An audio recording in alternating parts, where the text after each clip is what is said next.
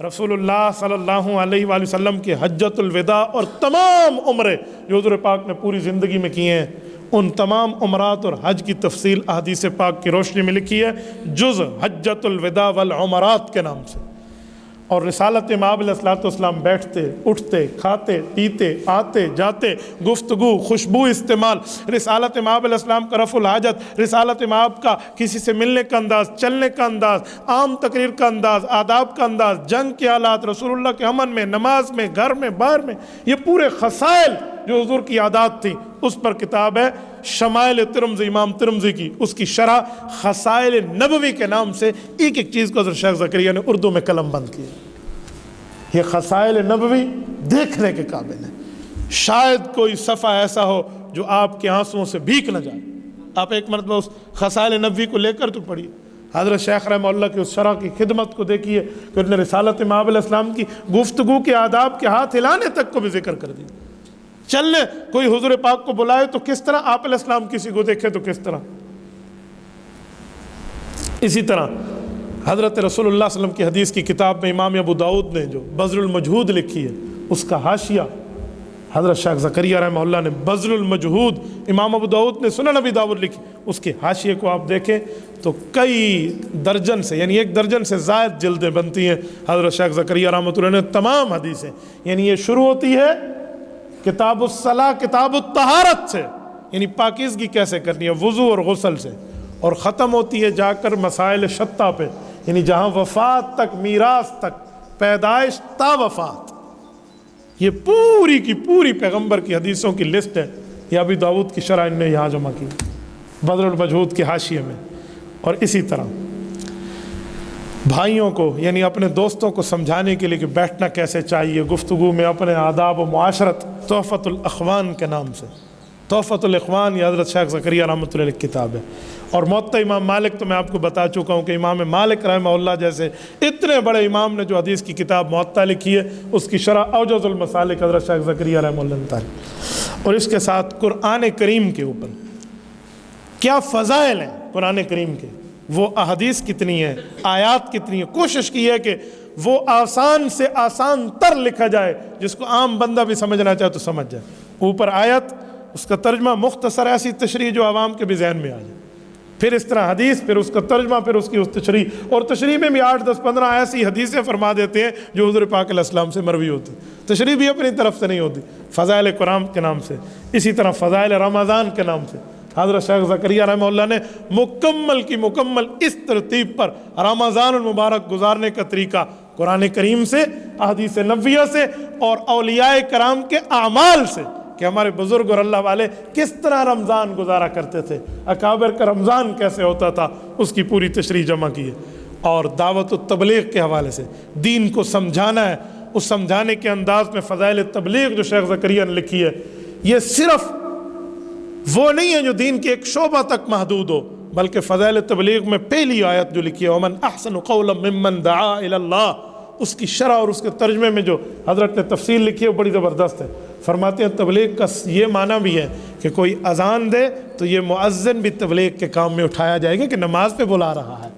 فرمایا اسی طرح اگر علماء دلائل کے ساتھ گفتگو کریں اور عوام میں دلائل شریعت سمجھائیں تو یہ بھی دعوت و تبلیغ کے کام میں سمجھا جائے گا کہ یہ شخص بھی شریعت اسلامیہ کو پھیلا رہا ہے۔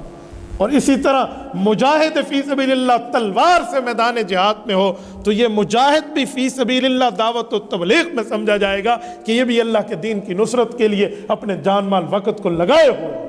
حضرت شیخ نے فضائل تبلیغ میں پورے دین کے شعبوں کا استقصاء کیا ہے، اور ایسے ایسے انداز میں آیت سے، حدیث سے، صحابہ کے عمل سے، اولیاء کے اقوال سے، بزرگوں کی ترتیب سے فضائل تبلیغ لکھی ہے۔ آپ پڑھیں، یقین مانیں بندے کی روئیں روئیں تک ایک نور کی بات پہنچ جاتی ہے حضرت شیخ زکریا۔ اس طرح الکوکب الدری جامع ترمذی میں امام ابو عیسیٰ ترمذی رحمہ اللہ جیسے شخص، امام ترمذی کون ہے؟ اس وقت کا اتنا بڑا ذہین شخص ان کے مقابلے کا کوئی نہیں تھا۔ سنیے، حضرت امام ترمذی رحمہ اللہ آخری زمانے میں آنکھوں کا دکھنا کم ہو گیا تو موتیا آ گیا آنکھوں پر، اس کے علاج سے پہلے دکھتا کچھ نہیں تھا، علاج ہوا بعد میں دکھا، لیکن جب نہیں دکھتا تھا حج پر جا رہے تھے، اپنی سواری اونٹ پر بیٹھے تھے، علاقے سے گزر رہے ہیں تو حضرت امام ترمذی کا ذہن کام کر رہا ہے کہ میں اس علاقے سے اسے ایک جگہ سے گزرتے ہوئے یوں ہوا، اپنے سر کو نیچے کیا جیسے کوئی چیز سے بندہ اٹکتا ہے اور بچ جائے، تو قافلہ رک گیا کہ کیا ہوا؟ کہا ادھر ایک درخت ہوتا تھا، جس زمانے میں گزرتا تھا اس کی ٹہنیاں یہاں جھکی ہوتی تھی، تو مجھے اندازہ ہو کہ میں اس جگہ سے گزر رہا ہوں۔ انہوں نے کہا جی درخت تو کوئی نہیں۔ کہا جی بیٹھ جاؤ، اگر میرا حافظہ کام کرنا چھوڑ گیا تو میں پیغمبر کی حدیث کی خدمت کیسے کروں گا، معلوم کرو۔ بستی والوں سے پوچھا گیا، انہوں نے کہا جی ہاں یہاں درخت ہوتا تھا، ہم نے کچھ عرصہ قبل کاٹ دیا ہے۔ یہ امام ترمذی رحمہ اللہ کہاں سے لائیں گے آپ ان جیسے علمی آسمانوں کے مقابلے میں کوئی دنیا کا عالم؟ یہ ہے جو رسول اللہ صلی اللہ علیہ وسلم کی دین اور شریعت اور حدیث کی محنت کرنے والے۔ ان کی کتاب کی جو شرح ان کے استاذ نے الکوكب الدری کے نام سے لکھی، اس کو پوری تفصیل اور گائیڈ سے حاشیہ میں حضرت شیخ زکریا رحمہ اللہ نے سمجھایا۔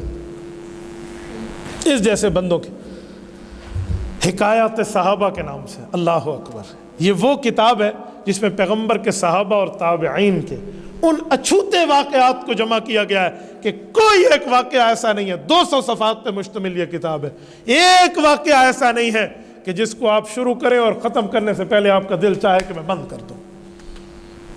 اور یہ ان دنوں میں لکھی حضرت شیخ نے، جن دنوں میں ڈاکٹروں نے کہا تھا کہ حضرت آپ تھک گئے ہیں، آپ ذہنی طور پہ بھی آرام کریں، جسمانی طور پہ بھی آرام کریں۔ حضرت نے کچھ عرصہ آرام کیا، طبیعت ٹھیک ہوئی تو لکھ لی۔ ابھی ڈاکٹر نے اجازت نہیں دی تھی، انہوں نے حکایات صحابہ لکھ لی۔ لیکن کچھ سازشی اور ظالم لوگ وہ ہیں جو کہتے ہیں شیخ زکریا کا نعوذ باللہ حافظہ کام کرنا چھوڑ گیا تو ان دنوں میں لکھی تھی، اور وہ پوری فضائل اعمال پہ اعتراض کرتے ہیں۔ جی نہیں، یہ بات صرف حکایات صحابہ کی ہے، اور کام کرنا چھوڑ گیا ذہن والی بات نہیں ہے۔ بات یہ تھی کہ ڈاکٹروں نے کہا تھا حضرت آپ تھوڑا آرام فرمائیں، مثلا میں آپ کو کہوں آپ ذہن کو سکون دیں، دل کو سکون دیں، اس کا کیا معنی؟ آپ کو ہارٹ اٹیک ہو گیا اور آپ پاگل ہو گئے یا ذہن کو سکون دیں؟ تو بھائی اس کا معنی سکون اور آرام ہوتا ہے۔ سلام پیش کرو اس زکریا رحمہ اللہ کی خدمت کو، جس نے اتنا زیادہ مصروفیت کے باوجود بھی، ڈاکٹروں کے آرام کے ہدایات کے باوجود بھی وہ کتاب لکھی ہے جو رہتی دنیا تک ایک مایہ ناز سمجھی جائے گی۔ اور اسی طرح الاعتدال فی مراتب الرجال، جو ہمارے بڑے بڑے بزرگ ائمہ فقہا گزرے ہیں، ان میں ایک ایک کا مرتبہ علم دین میں کتنا ہے، اس کے مراتب کی ترتیب اور ان کے احوال پر اور ان کے واقعات اور قصص پر حضرت شیخ کی ایک مایہ ناز کتاب ہے۔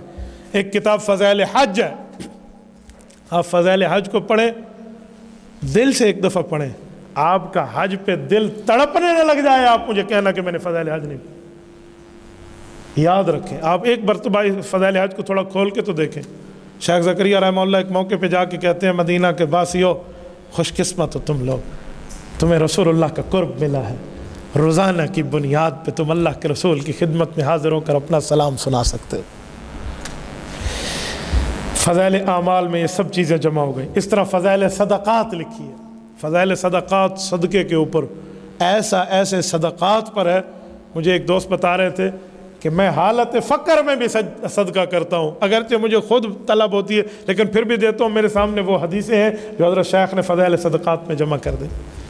اور اس طرح فضائل تجارت، یہ بزنس مین کے لیے، یہ تجار کے لیے، کہ تجارت کے معاملات میں جو جھوٹی قسم نہیں اٹھائے گا اور تجارت کو صحیح تاجر رکھے گا، حضور نے فرمایا کہ وہ تاجر انبیاء کے ساتھ اٹھایا جائے گا۔